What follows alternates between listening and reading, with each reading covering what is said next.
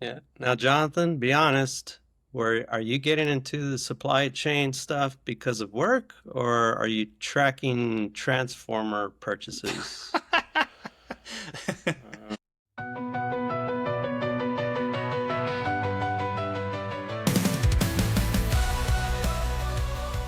Always with a smile. Here we are with our second episode of the Sixth Street podcast. Um, anyway, I think yeah, we just it's a Monday here actually right now today, and just came back from the weekend. And Noe, did you do anything interesting this weekend? How was it? I did. Most weekends I don't do interesting stuff, but this weekend we did do something. So here in San Antonio, where Jonathan and I are at, um, every time around in springtime they have Fiesta, which is 2 weeks of all kinds of events and parties and concerts and stuff scattered throughout San Antonio, right? You know, San Antonio is always looking for a reason to have a party, so why not have 2 full weeks of it?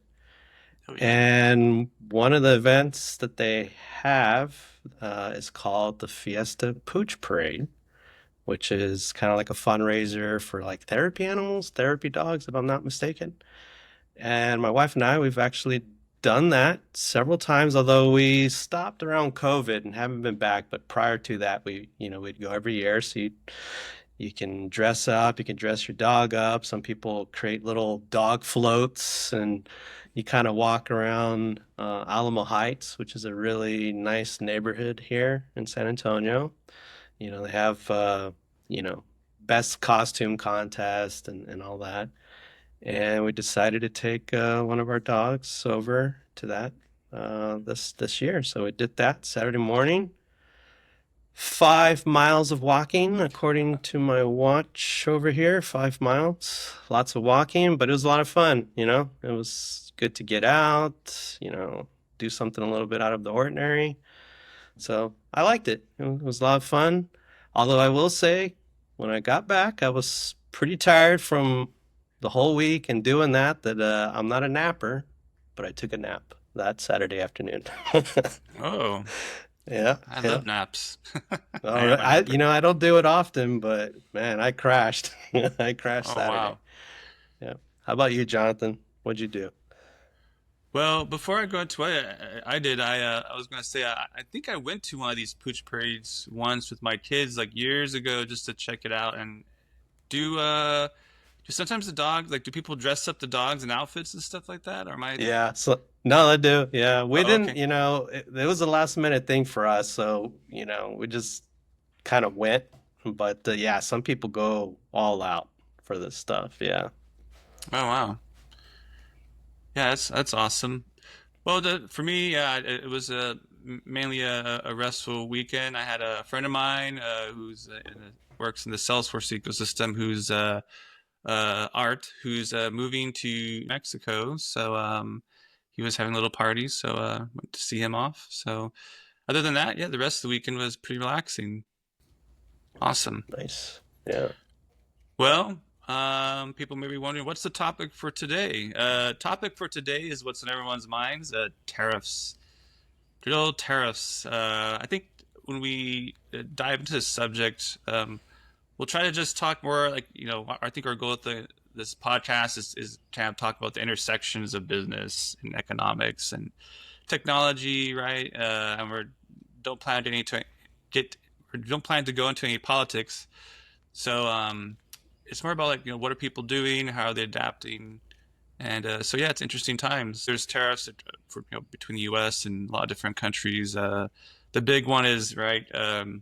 I've seen a lot of companies already talk about the tariffs with against China. Right? Was it now 145%? Which pretty much means it's like an embargo. Interesting enough, I mean, companies are, some smaller companies from what I've read have been trying to figure out how to navigate that, right? Whereas larger companies, they're kind of shifting things around with their supply chain. Some of the industries that I have seen impacted, I think some medical device companies, automotive, consumer electronics. The list goes on and on. And then, Some people are talking about like, what about the toys, the toy industry? There's a lot of toys made in China. What's going to happen to Christmas and stuff like that, right? But those are some of the industries I've seen impacted so far. Noe, does that sound about right? Any other industries you've been hearing about that are kind of impacted thus far? Yeah, I mean, it seems like a lot of companies are, whether they're directly impacted or they're maybe indirectly, they are taking it into account. I know we've talked to, some of our clients and asked them, right? And whether they're like on the front lines or not, these are things they're having to take into account and figure out like what do we have to do to get ahead of this or at least be prepared for it. But as far as other industries, I think you got it all covered on that side. Yeah, I know we've talked, or I mean, yeah, I've talked to a few um, manufacturing industries that have been really nervous with the impacts. Even back in January, even they were getting kind of nervous. February, extra nervous. So at least what I've seen so far with the more impacted industries is that they are uh, trying to just assess the situation. And I know uh, some of their budgets have been either reduced or kind of like I guess I'll call it like locked down. Some of them have like put on hiring freezes, for example, because of the uncertainty in the marketplace, right? Like nobody knows exactly what's going to happen. So that's the main thing. How do you plan for the unknown? One of the things that I was reading online at there's a website called Digital Commerce 360. A lot of good articles there. They had some good stories about the way they've been handling the impacts of the tariff is, besides just, maybe sort of being careful with their budgets, they've been doing a little bit of, technology investments as well. Instead of like, doing a complete freeze on the work that they had planned for the year, what some companies are doing are, they don't want to pass on the full price of the tariffs to their customer, right? Like, because that would mean maybe some of the products would be out of reach, right? And they need to keep purchasing going on and selling their products. So they're doing a combination. I call it like a hybrid of, you could go full blown, like just take the cost of tariffs and add it on to the price, right? Can't pass it on to the consumer. Or you can, try to find a different place, different sourcing, right? But I think another thing is do that with the combination of trying to reduce your costs a little bit, right? Maybe you have a reduction in your margin, maybe there's a little bit of a price increase because of the tariffs, and maybe also you reduce the expenses you have by doing some automation. So, that sounds good to me, right? Like one of the things that they could do is technology investments, which most companies do anyway. And I think it's very similar to me like COVID, right? When COVID happened, starting, I guess, whatever years ago, right? When it started in the US around 2020, um, a lot of companies are really nervous and there's a lot of uncertainty. But then what they started realizing is they need to make some technology investments, mainly due to, right, the distancing requirements that they had, but they started figuring out ways to automate a lot of their processes. They started putting more of the buying process online, and then that helped them kind of make it through that time of uncertainty. I think we're seeing a few companies now they're starting to think this way. And I'm kind of hoping it picks up. Yeah, you mentioned COVID.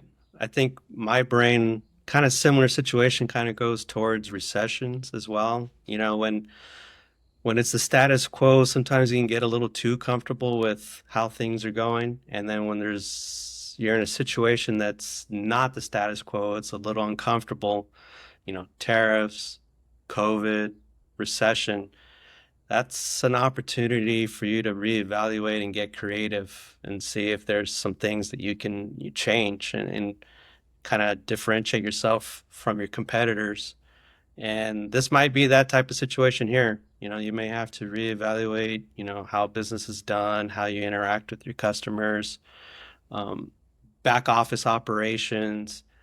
I think companies, they're going to be in this situation. Well, they'll have to reevaluate how to do it and how do we get past, this current policy here, because that's the thing. You don't know if it's going to be, years, months, or weeks, but in either case, I think that the best path forward would be like, what can we do to not only, get through these policy changes, but then come out of it for the better, and have like long-term investments there. And it could be automations, like you said, Jonathan, or Mhm. could be small tweaks. It could be big projects, right?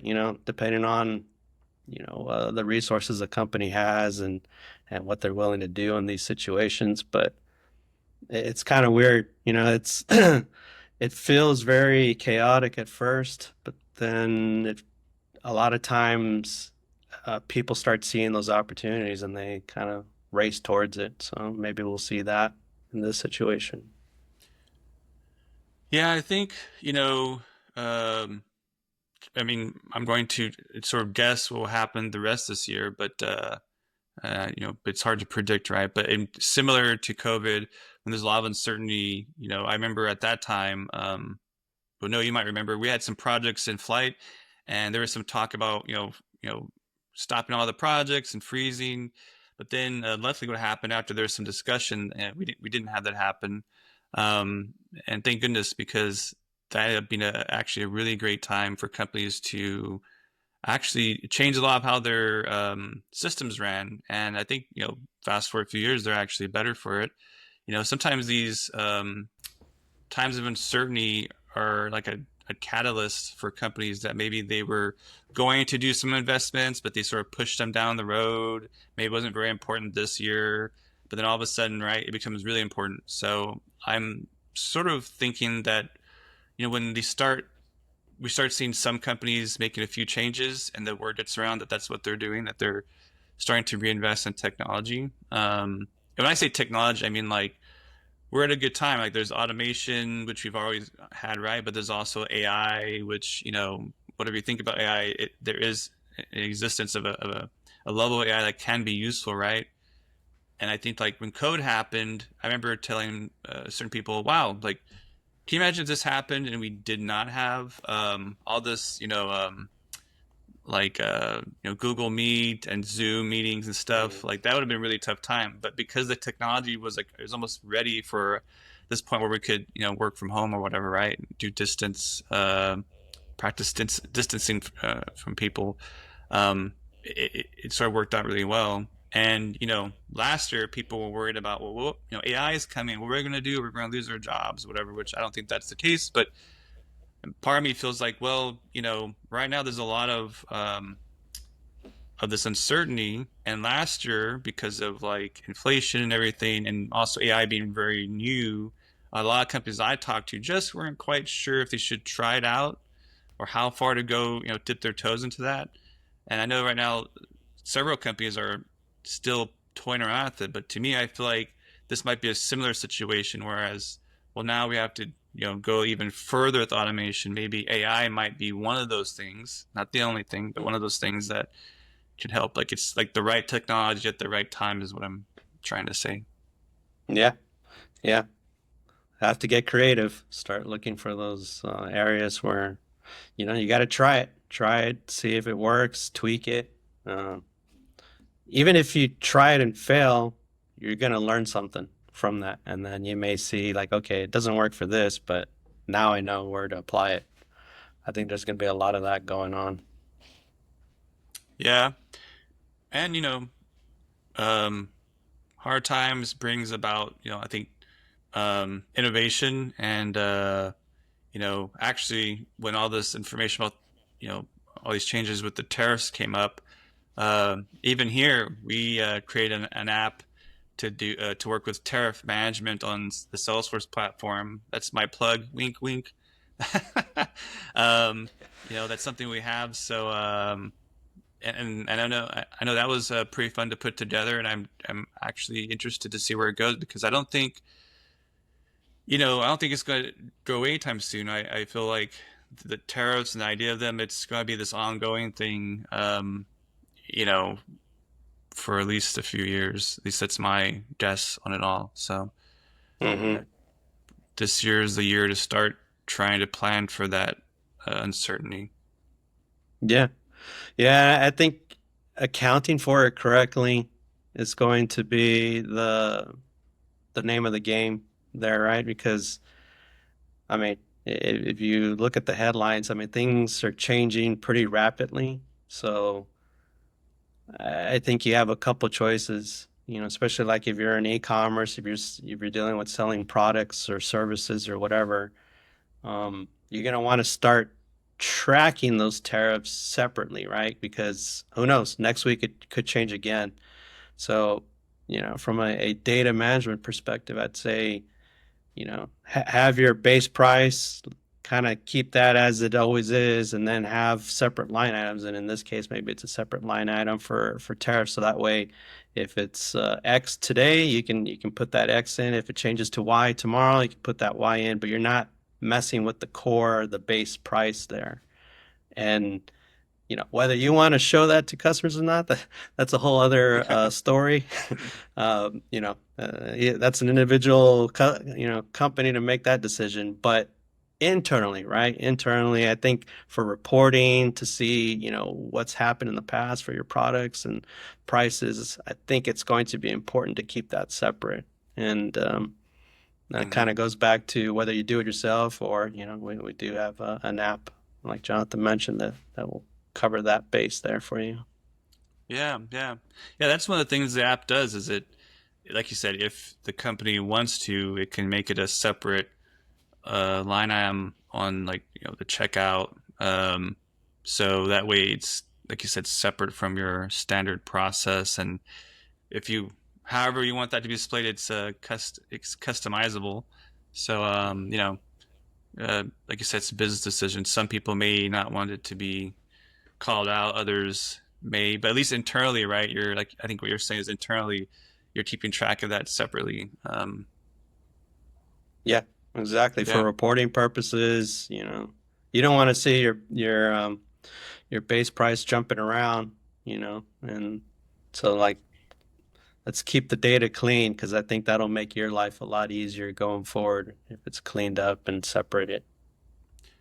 Yeah, I wasn't thinking of this, but you mentioned something about reporting, and I'm actually shocked sometimes when I uh, talk to different companies and I ask them about the kind of reporting that they have for their e-commerce business or any of their businesses. And I'm shocked that sometimes they have very minimal reporting. Sometimes it's just like Mhm. they do like download raw data and they throw it in Excel, which is fine, and they make their own charts and graphs. But then the problem with that is that they're doing it kind of ad hoc.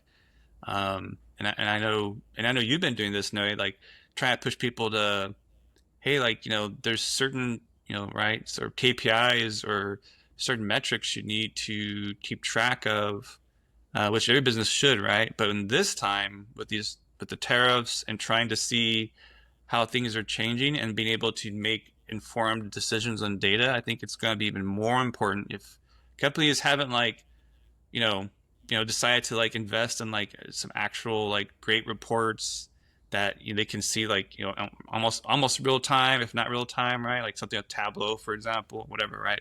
Um, right now would be a good time to do that because I think to try to guess what's going to happen is going to be tough. Instead, I think what you're saying is gain this data and be able to look at it and say, oh, now that's interesting. My customers are reacting in this way. We should make these changes, or they react positively to whatever we did last week, right? So let's do more of that. I can see that as something that companies could do relatively easy and have a big impact on helping them make informed decisions. Yeah, you don't want to fly your airplane blind. You think you need to kind of track where you're at, what's going on. There's a lot of decisions that go into a storefront, And sometimes those decisions are good, sometimes they're maybe not so good, but the key is to know um, what the outcomes are and react to it. And this is just another example where it's like, yeah, I think to tie it all back, right? If prices increase too much without any efficiencies made to try to lower those prices, the hope is you'd see that, and it may be the flag for you to realize that, and make some internal changes to try to alleviate those costs if you can. Sometimes it's unavoidable, but I think you have to leave or like leave no stone unturned here, right? You gotta look at all the options and figure out what's best. And there could be impacts that people weren't quite aware of. For example, during COVID, again, to bring that in, because I feel like it's not exactly the same, but it's very similar. When COVID happened, um, I forgot how long, a month or a few weeks into it, or whatever, into the lockdown, which started around March, I think, of 2020. Um, I One of the companies we worked with started realizing their supply chain started kind of breaking down, right? Because certain countries they're getting raw materials from um, weren't able to produce as much of that material, so they had to sort of figure out where they're going to get those materials, right?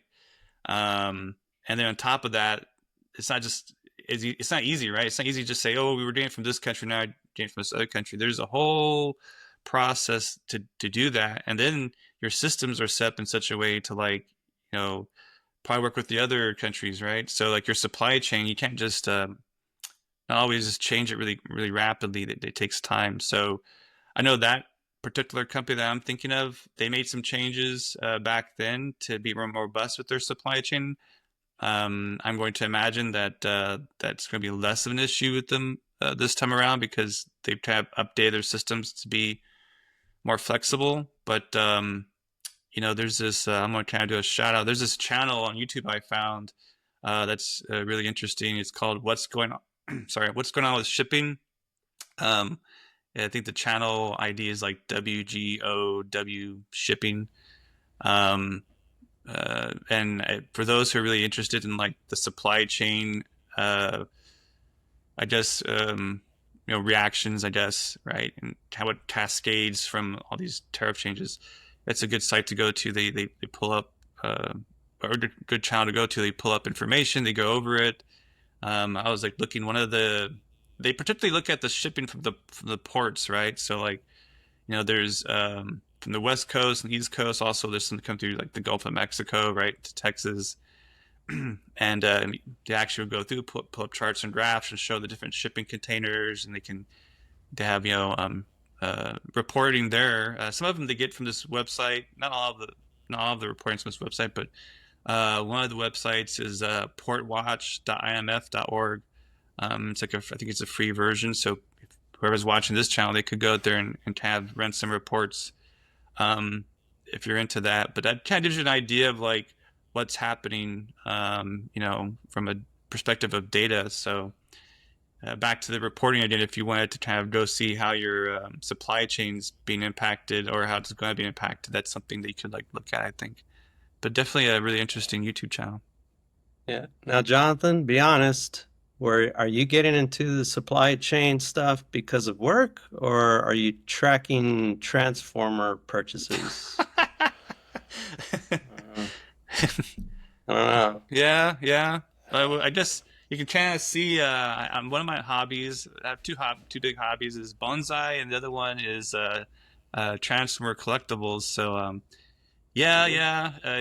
I will say like when I first heard about the tariffs, I'm like, well, prices are gonna go up. Like it's whatever, right?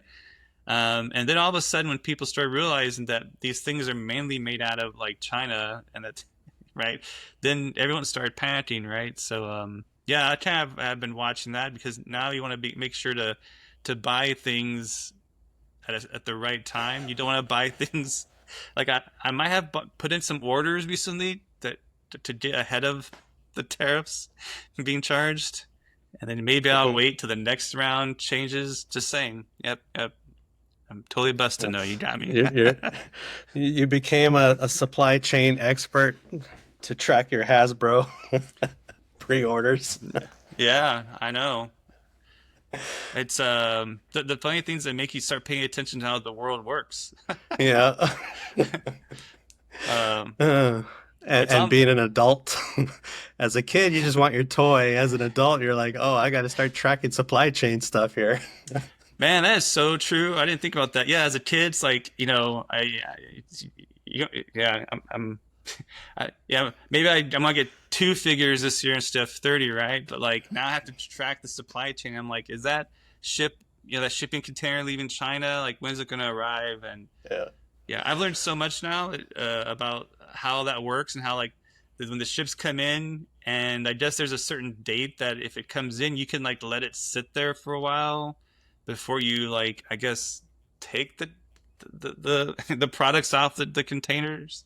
Hmm. And you get charged while the container is sitting there. Like if it goes too long, you get charged like a fee. And I guess I've according to this channel I was looking at, they said some companies they're kind of like trying to get around the tariffs by like buying some things a certain day. They come in, they sort of are like paying to let them sit there a while, hoping that even if they have to pay a little extra while it's sitting there, that maybe they can like you know maybe something will change and they'll like rush in and take the products out of the containers. I might be not explaining it completely correctly, but yeah, if it wasn't for Transformers, I probably wouldn't know that much information. Yeah. You are deep in the matrix now. I am deep in the matrix. It's almost like I didn't pay attention to like the Texas, you know, the grid here. I didn't even know there was a Texas grid until it went down during the what was it, the snowpocalypse Yeah. what, Yeah. like 3 years ago? I don't remember exactly. Yeah. We all became grid and generator experts Mm-hmm. after 2021. Yep. And all of a sudden I started paying attention to ERCOT alerts. So Yeah. Yeah. before like I, ERCOT, who I don't know. yeah. I think I started following them on Twitter or something at some point. Yeah, who knows? Another couple years from now, there's gonna be some other interesting system that no one ever cared about that we're gonna start paying attention to. Oh boy. It's the nature of the beast. Yeah, maybe by the time we're 80, we're gonna like know everything about how the entire world works. Hmm. All right. Well, this was a good conversation today, Noe. I think to summarize everything you talked about, with all the uncertainty that companies are going through right now, some of our recommendations are, um, is trying to do some investments in automation, like back in the COVID years, and also to try to increase the amount of reporting that they're doing because trying to predict what we think our customers are going to do, right? It's easier to have data-driven decisions, so having more reporting around things maybe you don't even report on even today would help. And I would say some sort of tariff management software, something to help, like Noe was saying, put in a line item or at least track in some sort of fashion. So that way, you keep your normal process separate from what's going on with the tariffs. So that way, you can be very nimble and agile. And I think on that note, we have some of our own tariff management software. So yeah, if there's a if there's anyone asks for it, I think we can do like a demo in the future, maybe the near future, of that software. Maybe we can bring on a guest to this podcast. We'll have maybe 3 people on here and kind of go through that demo. I think that'd be fun. Yeah. We can bring the mastermind of the tariff software. Oh yeah, the mastermind of the tariff software. All right. Well, thanks everyone for watching this episode today. Don't forget to like and subscribe, and look forward to more conversations in the future. Thanks. All right. Until next time.